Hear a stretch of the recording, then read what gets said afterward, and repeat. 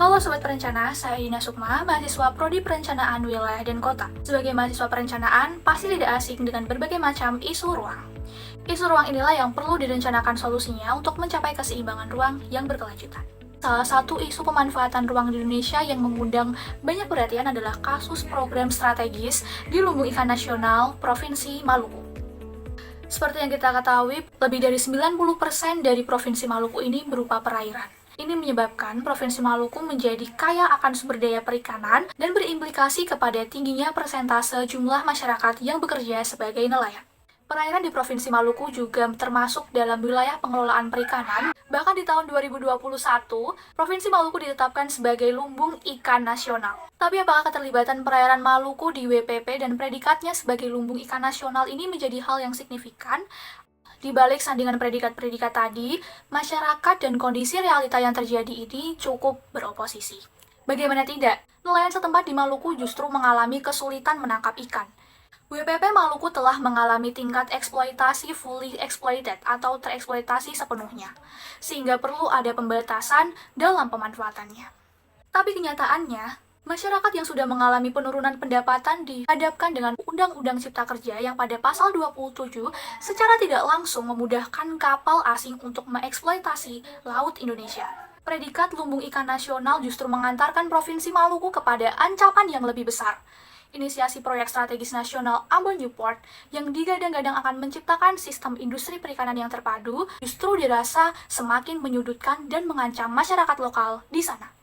Ambon Newport akan meratakan 3 dusun, mengubah sistem sosial yang ada, dan secara signifikan akan mengubah proses ekonomi yang sudah sejak lama tercipta. Untungnya, atau sayangnya, sejauh ini angan-angan proyek itu tidak kunjung terrealisasi. Lalu kenapa disayangkan? Jelas, proyek ini memberikan pemasukan besar menurut pihak-pihak yang berwenang. Positifnya kemajuan, peningkatan sarana, fasilitas, dan angan-angan lainnya nyatanya tidak kunjung terrealisasi. Ini kenapa muncul statement pemerintah disebut-sebut membohongi masyarakat Maluku. Apabila kita sandingkan dengan kondisi existing, sebenarnya sumber daya perikanan di Maluku ini sudah terbatas.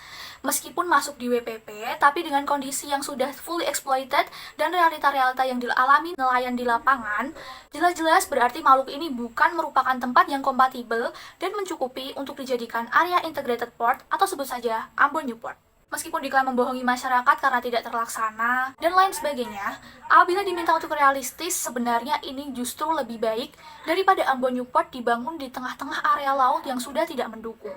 Dampak-dampak yang tidak terduga kemungkinan terjadi, misal kegagalan, tidak tercapainya target-target idealis dari pemerintah, serta kondisi masyarakat yang secara sosial dan ekonomi sudah terlanjur dirusak dan mengalami berbagai perubahan, ditambah dengan kondisi ekosistem laut yang sudah tidak baik-baik saja. Di sisi lain, belum terlaksananya atau dibatalkannya rencana ini justru dapat mencegah bencana-bencana besar tadi terjadi.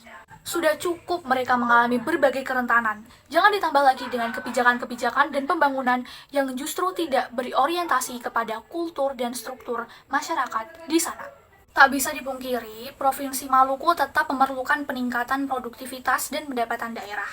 Adapun beberapa rekomendasi yang dapat saya sampaikan sebagai mahasiswa perencana adalah yang pertama, dari stakeholder yang terkait yaitu pemerintah, semestinya memberikan program intensif kepada masyarakat setempat. Tidak perlu muluk-muluk dengan membuat integrated port yang justru menimbulkan culture shock, tapi melalui identifikasi baik berupa modal, latihan, itu secara tidak langsung pemerintah itu dapat membuat masyarakat berangsur-angsur menerapkan sistem penangkapan ikan yang lebih efisien, modern, dan konservatif.